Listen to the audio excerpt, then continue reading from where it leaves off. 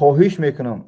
التماس میکنم دشنام نکنه از پشت مثال گپ از پس من اسم شریف ایپاس اسم شریف من یا ایپاس من بابو لنگر یک از گپ دشنام نکنه والله قسم روز قیامت در این دشنامای خودتون در این حقارتای خودتون جواب گفتن نمیتونه ای برادرو یگان تایما آلی سری پلی سیرات نگذاشتیم یگان تایما مرگ یعنی جان نسپردگی شما از قصه حضرت ادریس با خبره که مقصد حضرت عزرائیل قدش رفت اومد بود مقصد دوستی داشتن با خواست پروردگار برای که مهنت کش بود مهنت کار بود اما با خواست پروردگار گفت که از الله طلب که جانی من بگیره و دوباره جان بتیا ببین پیغمبره که حضرت عزرائیل جانش میگیره با خواست پروردگار میگه یا الله مقصد همی بنده دعا کرده به دوباره جانش برقرار کنیم وقتی جان برقرار منه حضرت ادریس میگه تو سختی جان به من بگو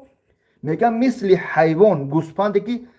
پوچکش میکنی لی مقصد زنده به زنده قریب 1000 مراتبه زیاد درد سخت است الله شاید نه من نه شما این درد حس کرده حتی تصور کردنش قین است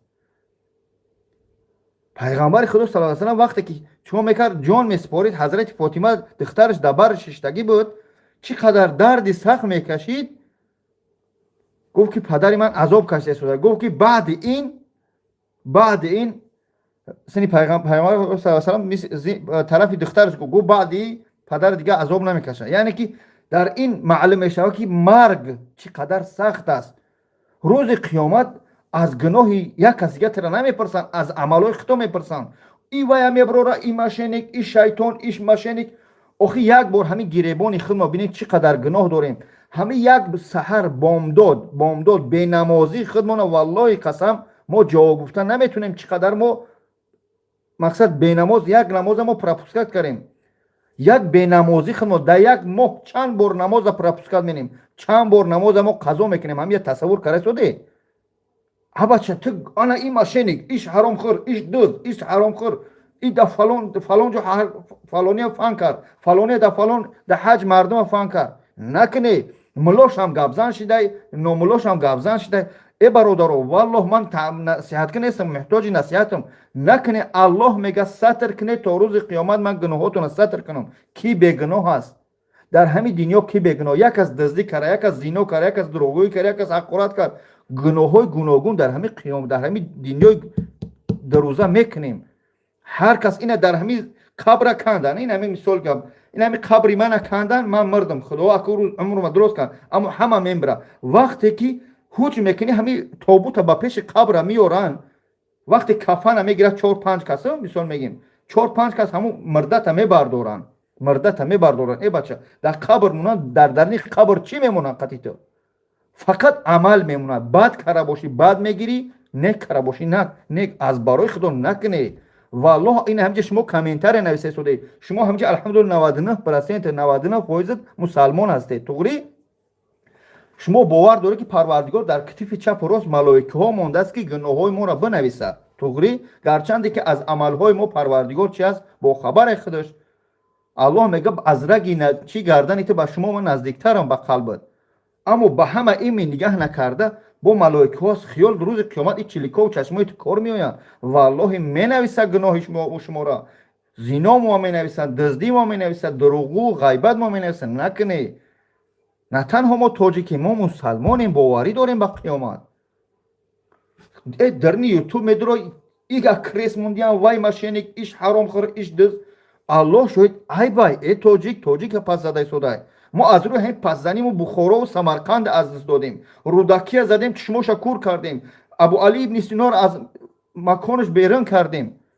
این قدر پس زنی بس است ای به خاطری خدا ای دوستان من تاجیکی خودتونم من نمیگم من دشمنم نکنی چند قی میکنی نیک روز قیامت جواب میده من به یگان تا شما رو ندیده شدم یعنی که همچون یک انسان من شما میدونم که تماشا داره شاید این همجا قریب 500 کس من تماشا داره در زی 500 کس زی هر یک تلفن دو سه کسی شته باشه شاید این 1000 کس من نگاه داره نو شما بدونید همون که تیپای همون 1000 نفر اگر 1000 کس دیده باشه 2000 ملائکه شتنگی نصیحت نکرده شدم من گفته شدم میگم برای زی بهر همین چی تجربه روزگار بهره بگی من از تجربه روزگار گفته شدم ما در یک ماه چند مرده روی میکنیم تاجیکستان همه مرد چی میبره قطیش بیچاره مهاجر میزنه خدای جونش میگیره همینجا با پدر و مادر روی میکنن مردش روی میکنن زن و فرزند جوجا صغیره. بچه از برای خدا بس کنی. ای برادر توجیکیم والله نتمنى دشنام کریم مشینی گفتی چی دلت خنک شید. اما تو بدون کتابی خطا در روز قیامت وقتی روز محشر 50,000 سال به دست 50,000 سال فقط پرس و پرس میره و توغری افیگر که یک روز قیامت 1000 سال ای دنیا میشوه. تو ببین چقدر ضرب بزن چقدر تو عذاب میکشی در قیامت در دست تو عملات میسپارن. عملی خوب کردید بهشت عملی بد کردید دوزخ. ابا چه ایرو یا بابا جان ایرو یا لنگری ایرو یا اسم شریف ایرو یک دیگر نکنی. من نصیحتگر نیستم دوستان عزیز والله قسم من مسلمانم الحمدلله نو توجیکم. شما باین خود دشنام کامنتر بعض ویدیوها میدونی ایش مادری باشه و ایش مادریش شما کار دیگه نداری. الله شاید هم یک خیلتا بکن در کسات 5,000 نمیوی. ترا همجا مادر پدرت در سین سال یوشید روی کرده گیجو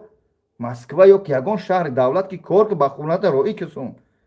صاحبی 4 سو میشود در اینجا کورچه سمزدشی تا اینجا میزنه و رزبور شو در دیسکتیکا. اما چه نکنی توجیکیم در همه ایروپورت ها عذاب خودمون ندیده سوده کو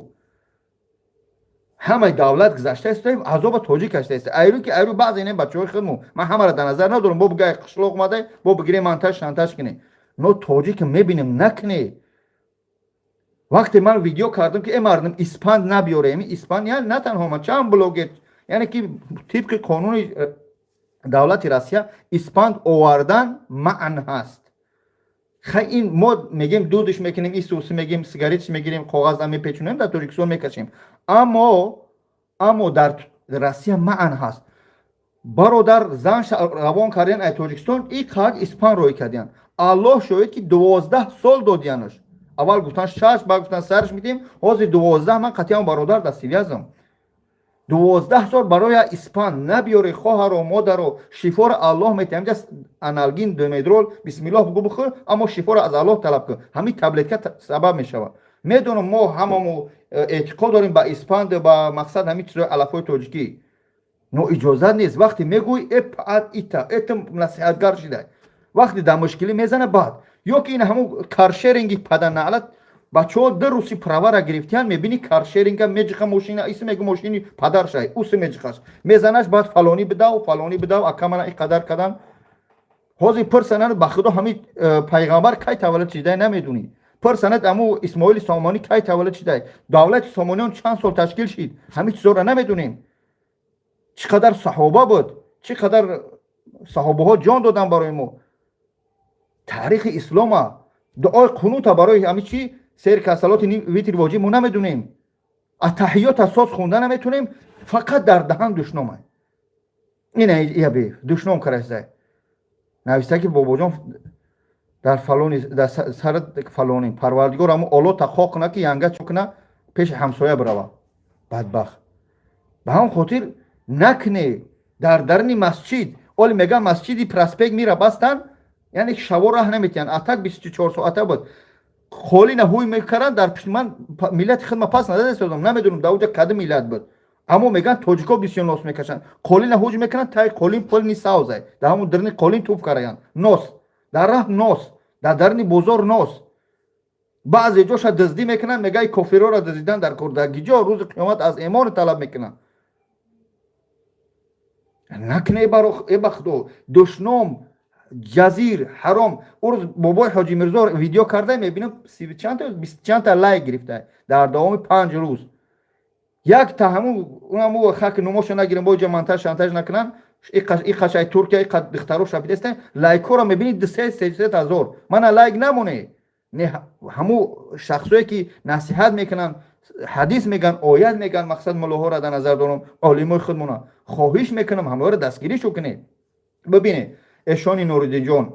حاجی مرزا اشانی سراج‌الدین مقصد داملا اکبر جان خیلی همین داملا ها بسیار 3-4 تا عالمی بر شمار مانده 3-4 تایی مانده الله شاید خداوند امرشون دراز کنه. پس ایسر اینها ما عالمی باوری نداریم که قلبی ما را آرام کنه با فتواش یگان مسئله طلاق مسئله یگان دیگه عالم نمیویم 3-4 کسی هست به خاطر خدا قدر اینا رو بدونه سه چهار عالم هسته قدرشون بدونی خوب و گنده دامولا عبدالرحیم دیگروش یا خدمت خودشون در اسلام از 2011 یونو تا 14 16 کردن. اینها خدمت خودشون در اسلام و در تاجیکا کردن. بعضی مو در تویامو اگر عرق نمیشید او توی نبود. الحمدلله همه ایچ زورا ما دیدیم ای برادر سه چهار عالم مونده، همون عالم ها از خانه یگان تموسم طلب نکرده، اما دستگیری کنی در حقش دعا کنی. در کامنتاری داملوه من بنده داملوه کار متاسفانه میگن ادبگاه محبت ناز شوخی بر نمیداره. من از اسلام متاسفانه خبر ندارم، 10 12 سوره میدونم، اما میدونه همون یک ملا یا نمیدونم بنا ملا موندگی ده همه حاجی مرزا را کریس مونده، ایشون نوردین داملو حکمت الله را همه را کریس مونده. ده تا همه حضرت جان ماشاءالله میگو یزنه شای او یا حاجی مرزا ایش طاغوت پرست یک چیزای نویسه زدن تاجیکی خود مونای. او بدبختی که گپ زیسه پس اکران وای وجود نداره در یگان جا، وای در یگان جا وجود نداره، یگان کسی این ندیده است. شاید وای یک یهوده، من گفتم گمانی بد نکنم، شاید یک یهودی که میخواد بین مسلمان ها و داملا ها و عالم ها جنگ بدوزد، همونجا تاجیک نویسه شده.